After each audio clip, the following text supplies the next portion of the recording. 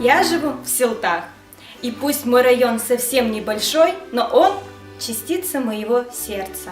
Я живу в Селтах.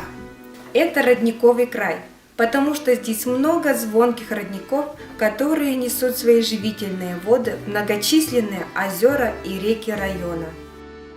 Я живу в Селтах.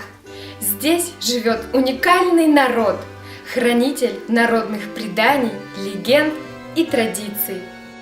Мы живем в Селтах!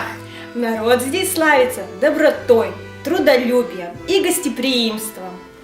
И уникальным блюдом тетера. Встречая гостей в Удмуртии, им преподносят хлеб с маслом.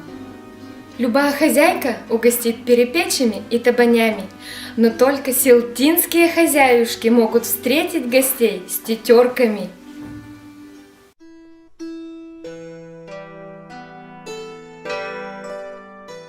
Мамочка, как вкусно пахнет! А что это ты такое постряпала? Да вот, испекла я сегодня тетерки и хочу тебя ими угостить. А что это такое? Да я и сама не знала. Бабушка мне дала рецепт этого кушанья, и вот, я решила сегодня их испечь. Ой, как вкусно! Откуда бабушка узнала этот рецепт? Ой, доченька, это было очень давно. Испокон веков жил на этих землях славный род калмезов.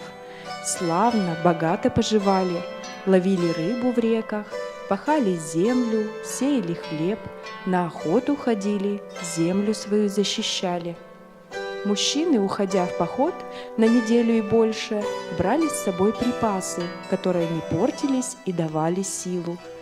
Женщины придумали для своих мужчин-защитников сытное, вкусное и очень удобное в дороге блюдо – тетера. Так узнал род калмезов тетерки. Из поколения в поколение, от рода к роду передавался рецепт этого вкусного блюда, которое стало визитной карточкой нашего Селтинского района. Мамочка, как ты интересно все рассказала.